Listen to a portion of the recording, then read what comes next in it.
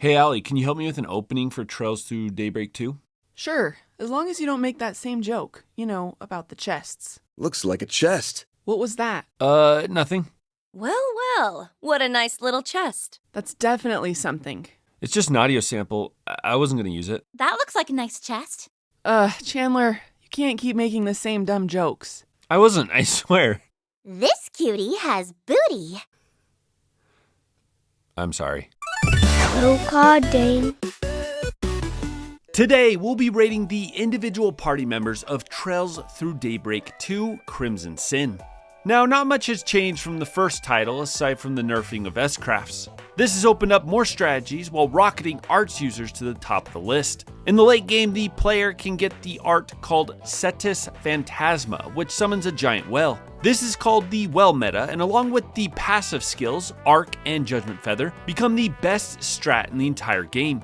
Cetus Phantasma hits the enemy multiple times, racking up their combo meter while also stripping them of any buffs. Physical attackers are mostly useful based on their crafts and special abilities, and shields are still completely busted. But with all that being said, if you like RPG tier lists and want to see more of my content, join my Patreon for only $1 a month to get access to exclusive content and early releases. Oh, and stick around till the end for a bonus list.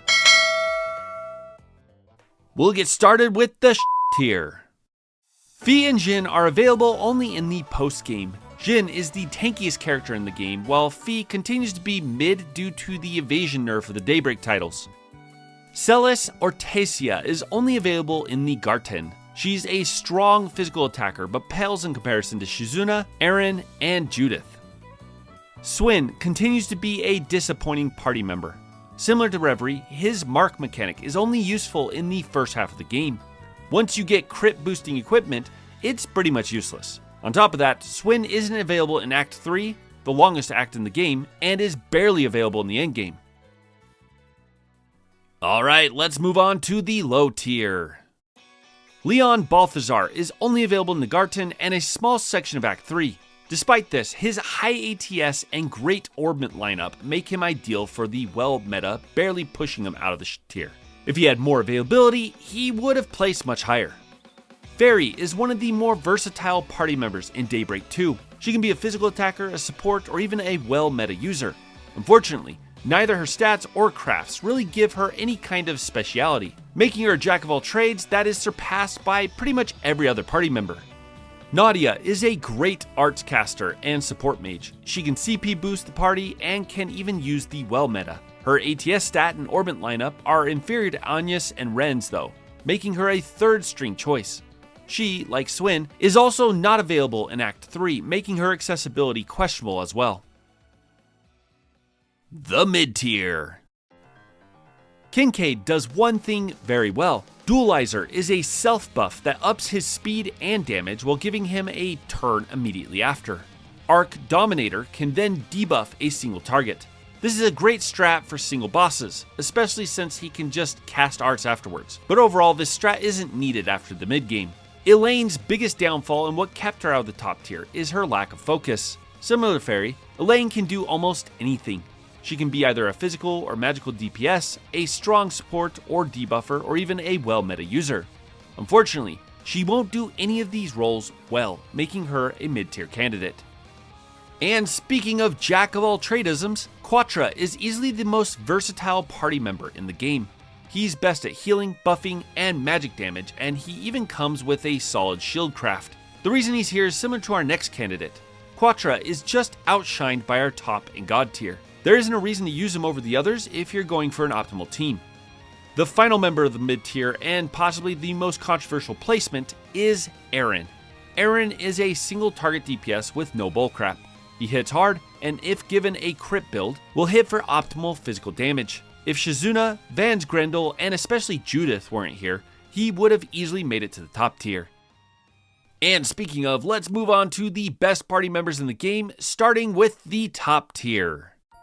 Shizuna is a pure physical damage dealer, who, with a build that replenishes CP, can spam crafts and her S-craft almost infinitely. She's especially of note for her all-cancel craft, which strips the enemies of buffs, and until you gain the Cetus Phantasma becomes incredibly useful. Agnes's high ATS makes her ideal for the well meta. She is one of the most accessible party members in this title, and her S-Craft is an amazing reset button that revives and heals the entire party. Getting the Arc Feather and Judgment Feather passive is difficult though, as her Orbit lineup isn't ideal for a caster. This and the lack of a damaging S-Craft in the late game when healing isn't necessary hold her back from greatness. The God Tier. Judith is the physical attacker of physical attackers and becomes the de facto damage dealer of this title. This all has to do with her Grim Cat transformation.